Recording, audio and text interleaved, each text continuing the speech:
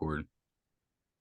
Excuse me, but yeah, it used to really bother me. Like I still feel like auditioning wise, I don't audition the best. I think that I'm like a in-game person. Like once I get on camera and like it's live, we going, I'm great. I'm not concerned. I'm gonna get it.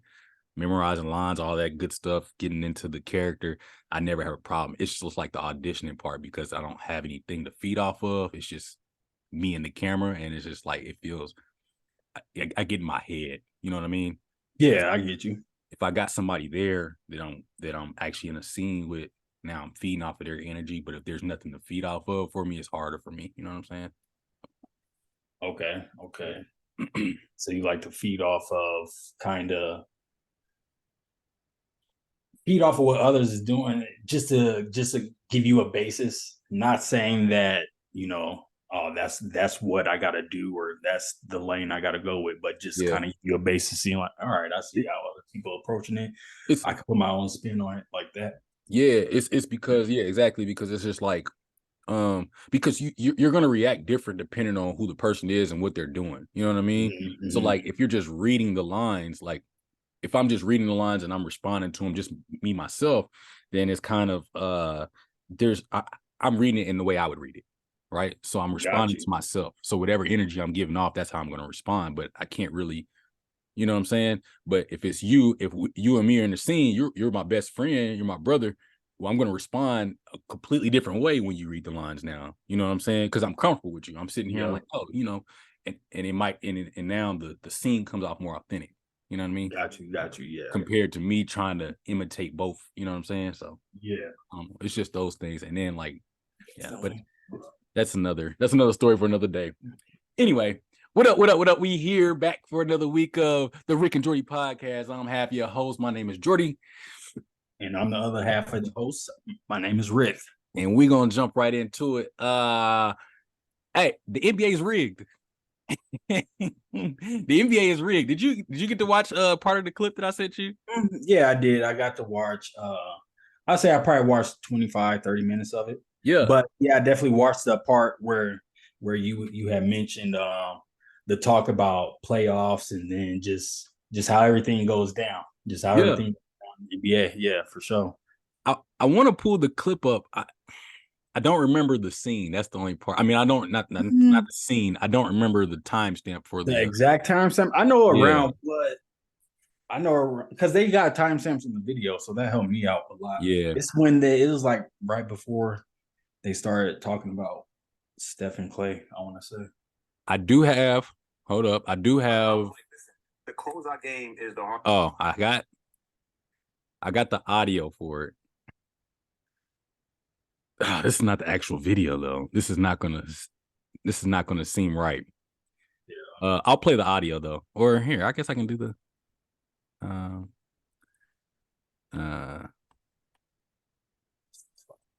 think this might be it.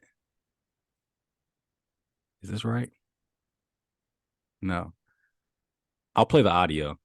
All right. I wonder if it's gonna is it gonna actually pick up though? I hope. Yeah. Do you think I need to share my screen?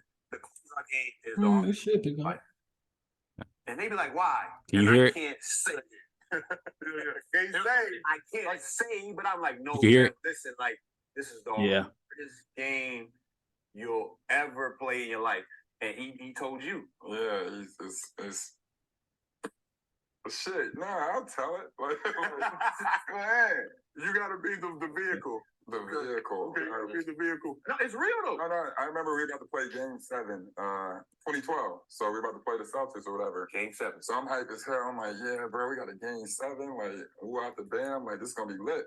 So Ellen's like, we're gonna have to win by 15 just to win by 1. So I'm like, what you mean? He's like, bro, this is the NBA, it's entertainment. Like, LeBron is and the Heat are waiting.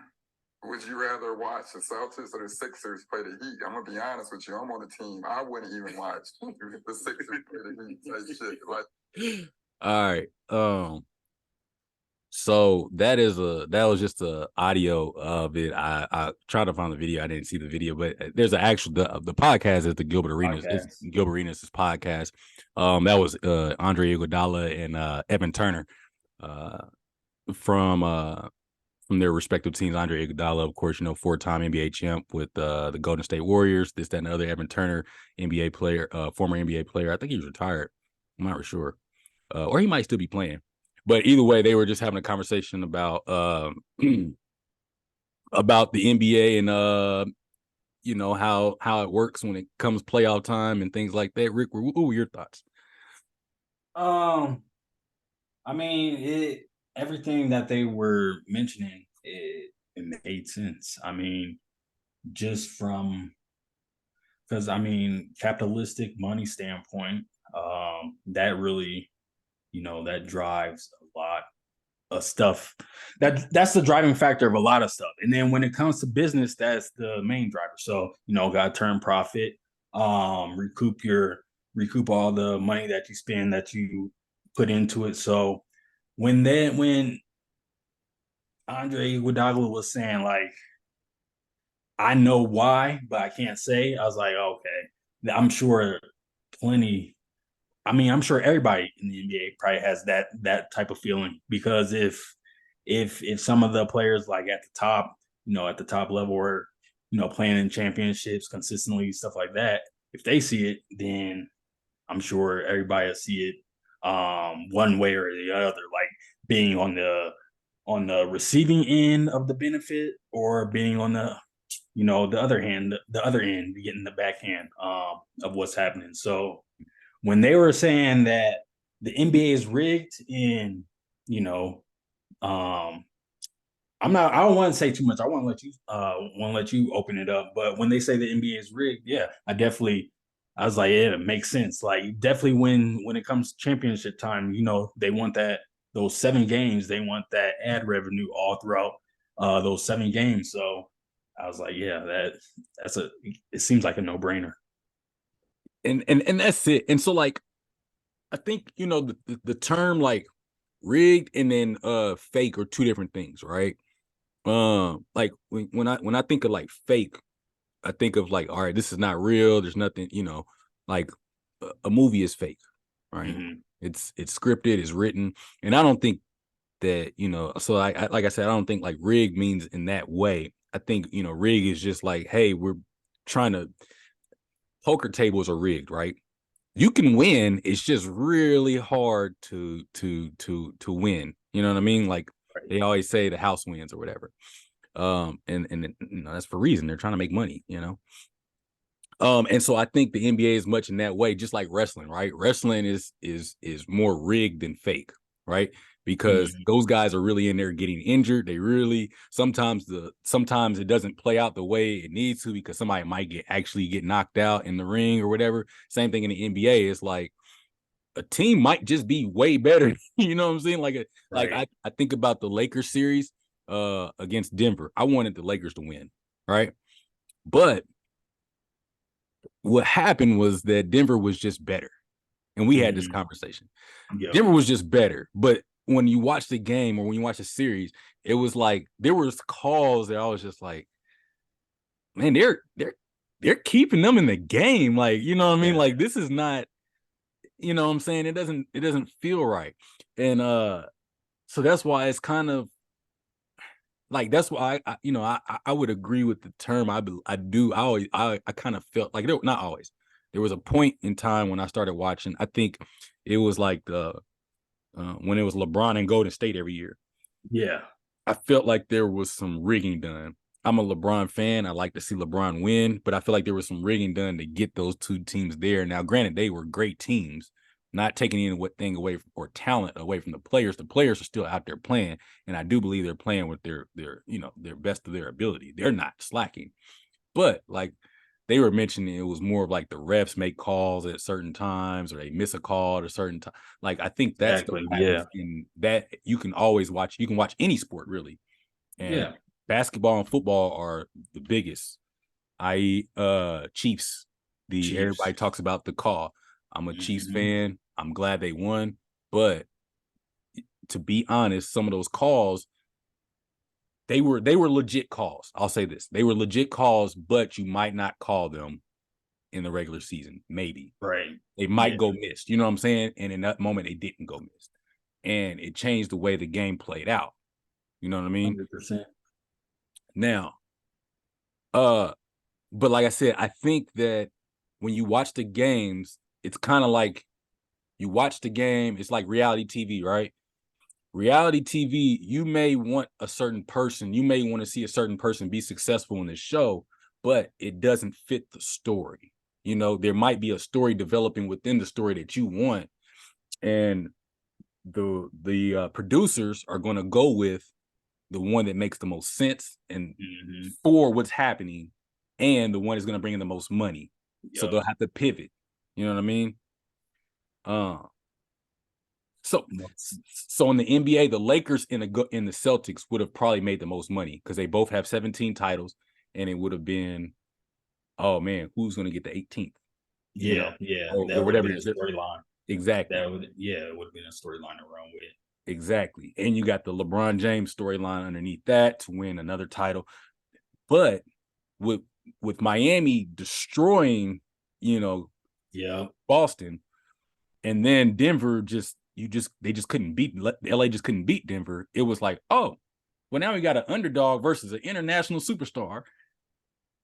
Let's try to make the most out of this. You know what I'm saying? And they still were able to make a good story out of it. I don't think it was as hyped because not a whole lot of people really wanted to watch that. But it still was able to make some type of money. Not as much as LA versus Boston, but right. Yeah. So in the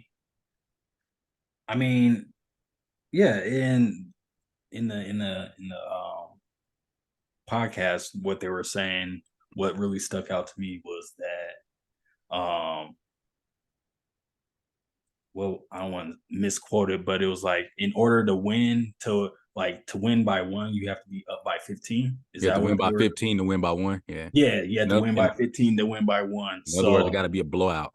Other words, it got to be a blowout, right? So I was like, yeah, me being a casual, not even a diehard basketball fan, like, I can't say I have a favorite team or anything like that, but just realizing, just seeing some of the calls, like within the last 4 minutes of the game, last 2 minutes of the game, it's like, dang, they up so much, but those couple minutes, there's so much time on the clock. Like you realize, like, that's a lot of time for whatever to go down can go down. So yeah, and then during that time, you see the players more emotional. A lot of the times you see them more emotional, and when they said that really clicked in my head. He's like, you might get called for a foul that you normally wouldn't get called for a foul. And that's when the players blow up. They're blowing up because the refs are playing with the game. It's like, that's not a true call, but you're going to call that. That's why I'm so passionate, and that's why I'm getting really excited or getting mad about the call. It's not because, this is a bullshit call. Well, it is a baloney call, but there's more to it. There's more behind it. Yeah. So I was like, I'm a keep my eye open for that for sure. For now on, just take note of what's happening in the game and what's the situation and circumstances.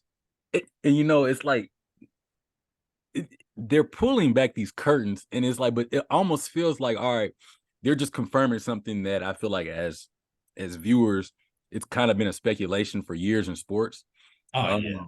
Because when you watch them, I used to watch basketball games, especially. I used to watch basketball games and think like, man, it feels like I know what's about to happen next. You know what I'm saying? Like when you're watching certain teams play, you're like, okay, they're gonna go on this run. This team's gonna call a timeout, and then they're gonna be up by 15, but it's gonna go into the second half. They're gonna make some type of game plan change, and then they're gonna talk. This guy is gonna go off and go crazy, and like these things will start to happen, and then you'll be like, now why am I able to see that? Oh, because I've seen it so many times before, and it just makes for a great storyline.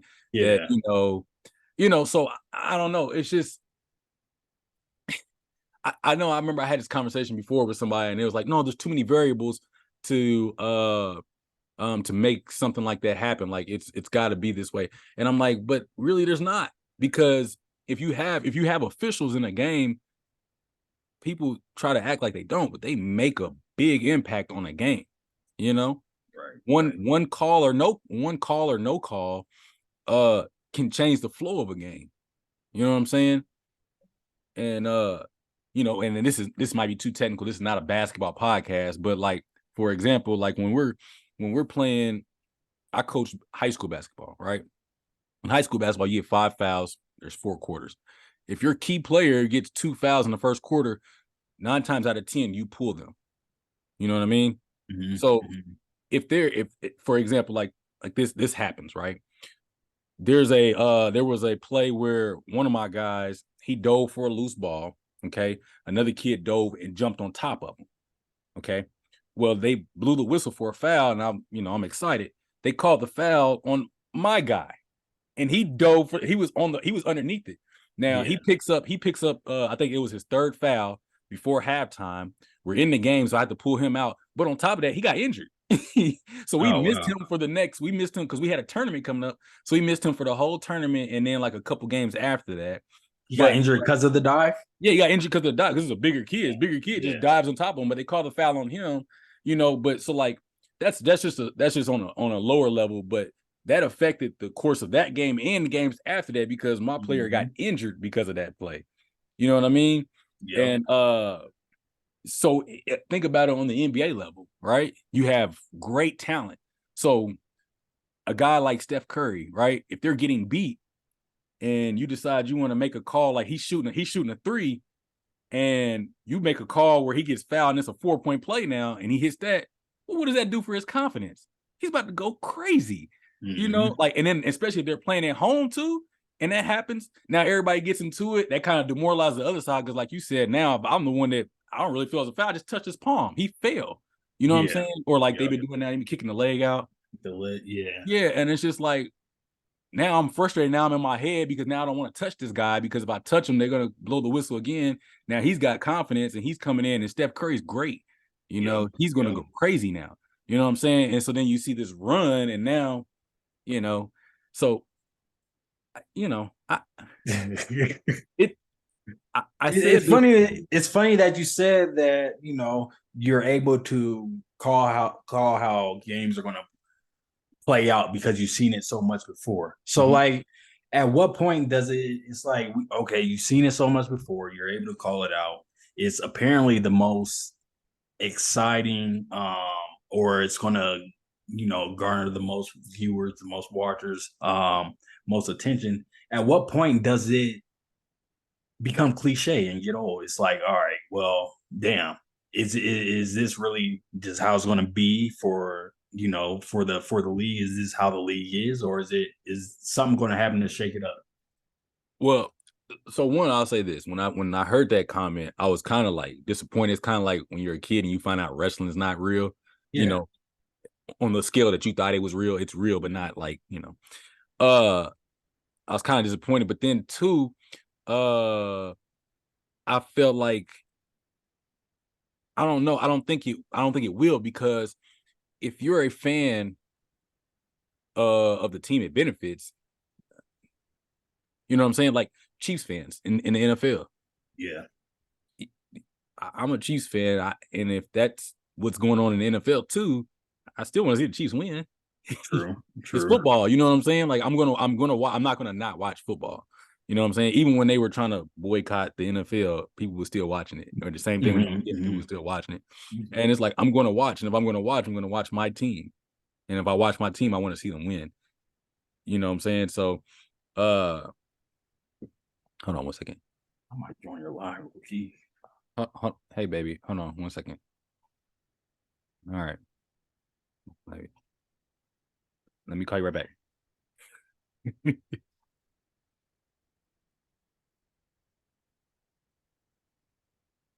Baby girl's crying. Oh. Yeah. But yeah, what was I saying? Yeah, I mean, I think it's always going to be a cliche, and I think it's more annoying to the ones that are not winning. You know what I mean? You know, like if it's going against your team, then yes, but you're still going to probably watch. And Yeah. I just think we're so far down. You know, I I don't know. I don't know what to do about that. All right, so it's entertainment at the end of the day, right? It's Mhm. like money is the driving factor behind Mhm. all this. Hmm, if that's the case, then does that just mean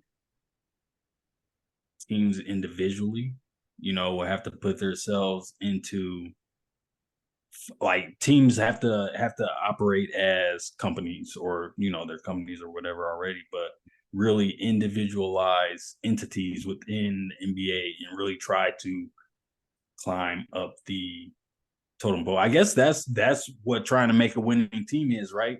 To Yeah. get in the conversation, to be in the conversation all the time, and get all the light and press and all that. So I guess that is in the sense because like we were talking about like a winning time, like when Jeannie Buss was taking over the Lakers back then, in the 80s or whatever. She's like, this is entertainment. We have to treat it as such. We have to put on a show Yeah. for people to to want to fill up this the stadium and the center and come spend money to watch the Lakers play. Mhm. So do you think like someone has to come in and kind of come in with their own innovative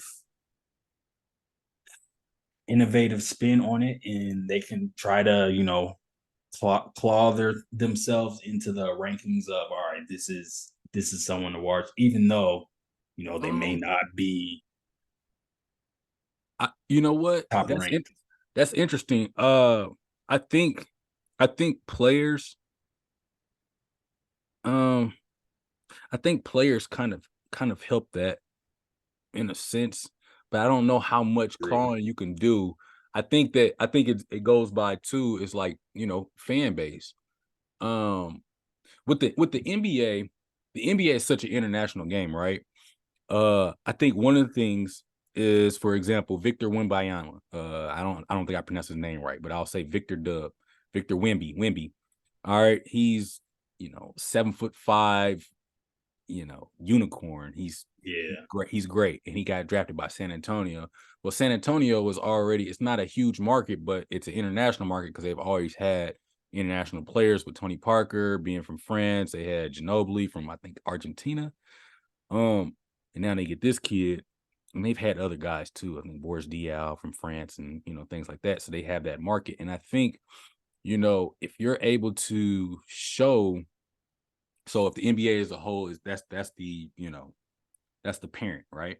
Mhm. And like all the teams are the kids. It's like, well, what Exactly. what kid am I going to give the most attention to? Now, this is sounds bad. Hold on, just follow me though. Follow me though. Okay. What kid am I going to give? What kid am I going to give this attention to? Well, it's the one that is, seems like is able to be successful, right? So if Vic is a part of a history program or organization like San Antonio that has been successful, and he can continue to, and then he can somehow bring some success early on, I think that pushes them back up into this argument. The Lakers and the Celtics have already built theirs from the legacy of having 17 titles, right? Um, Mhm. and so with them, I think people, that's why players are attracted to go to mainly LA, because LA has there's a whole another side of that. But uh for basketball wise, if you can get anybody that's remotely, you know, top tier player, I'm gonna want them there. LeBron being there is like, I'm gonna want them in the playoffs. It's gonna bring us money. The Celtics being great, I'm gonna want them in the playoffs. You know what I'm saying? But like for a team like the Hornets, right? Yeah. Now Michael Jordan is not about to be the owner of them anymore. I think he's sold, but it's like there's nothing to draw, a crowd in. Like it would just be like Charlotte fans, like people that are living in Charlotte that like them, or people that like LaMelo Ball. Yeah. But they would need a big star. You know what I mean? And so I think like, Denver was one of those organizations that I feel like they never had a really big star. They've always had great teams. Like they had Carmelo Anthony, but Carmelo Anthony, you know, isn't he wasn't a bigger name than Kobe in the Lakers. Right. You know what I'm saying? He's not bigger than LeBron. You know what I mean? I just think, but with them having Jokic, he's an international star. So I think there was a story that could be sold there because it was a new fan base that you can bring in. You know what I mean?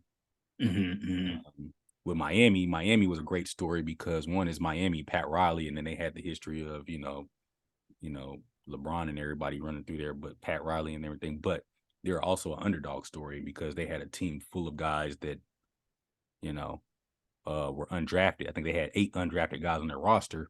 And it was like a thing where it's like, all right, well, shoot, they're actually winning. They're successful. We can take this story, and America loves a great underdog story. Yeah. I mean, so I think it's like, can you be a storyline, like a big storyline, not just a storyline, but like a big storyline? Got it. And so that makes sense. I think there's a lot that's going to go into that. I think it's going to be specific players. I think they help with that, and I think it's going to be I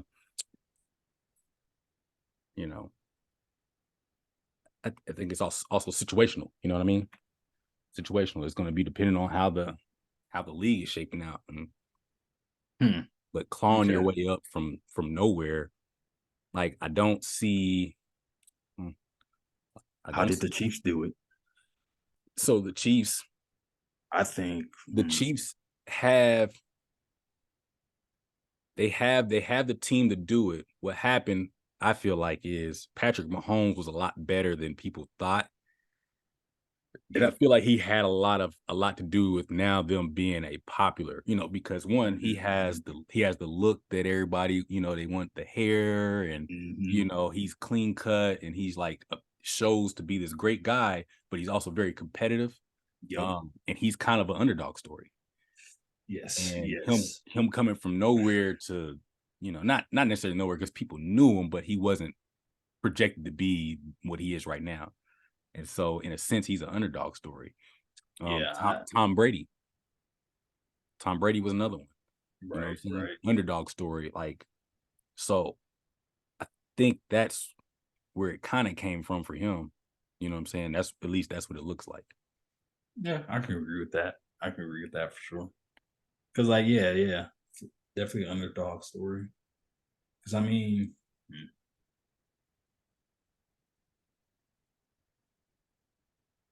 I don't know. Yeah, I just remember when things flipped. I just remember when Alex Smith was gone and Pat Mahomes took over. It seemed like night and day for real. And nobody wants to admit this, but it was pretty much. I've had this debate over and over again. It was pretty much the same team out Alex Smith, and then you sub in Patrick Mahomes. Everybody tried to say, well, he had Tyreek Hill and Travis Kelce. I said, bro, they were there when Alex Smith was there. It was just that now you got Pat Mahomes. Like, I mean, but yeah, that's another story. And like I said, and this is, I don't say this to say like that it's fake. Like these guys are not really out there working. These guys are really out there working. And because the storyline could have easily been different, right? Patrick Mahomes for him, he could have lost that his first year as a starter, he could have lost that game. He lost the game in the AFC title game. He could have lost that, and then the next season, an injury could have happened, or injury could have happened that season, and maybe none of this ever happens, and it doesn't matter. You know what I mean? Like I think we've seen that plenty of times too. We've seen great quarterbacks, or we've seen great players in general. They come into the league and they'll probably change a franchise, but they get injured, and then you know what I'm saying? Cam Newton took the Panthers to the Super Bowl, and then they haven't been back since. Yeah. You know what I mean? Facts. So it's kind of like I mean, I think you gotta get in when you get your opportunity to shine. You gotta make it worth something, and if you can capitalize off that, I think it makes it more appealing for the entities of the leagues and things around you to help you To stay lift you there. up. Yeah, Yeah. exactly. You know what I'm saying? Yeah. And I think that's anything in life. I think if you can be in any position and you can shine, and people see that you can shine, I think that they'll come around you and help you, you know, stay there. Yeah. Yeah. Yeah. Because nobody wants to say this, but I'll say this. In the NFL, there was nothing impressive about Tom Brady prior to winning 7 rings. I'm just gonna be real. I remember when he won his first ring, he beat my team at the time was the Rams. He beat them and they won by a field goal. And there was a lot of stuff that happened for him to even get there. I'm not gonna go into it, but there was nothing impressive about Tom Brady. But now he has 7 rings and like he's considered the best quarterback of all time, which he is that. I'm not gonna argue that, but I'm just gonna be real. Nobody wants to say it. I'm gonna say it. He was not impressive when they first started. He won though. And put him on the map. He put himself on the map. Yeah. But yeah. But it looks like we're running out of time here. Definitely. Hey, we're running out of time, but we'll get back at you. I think we're off next week, are we? Yeah. We're off next week, but we'll be back the following week. So but we have other episodes that'll be coming out. This one's a little bit further in the timeline. I'm timestamping, sorry, disregard. Right. We'll catch y'all. We'll catch y'all next week on another episode of the Rick and Jordy podcast. Peace out, y'all.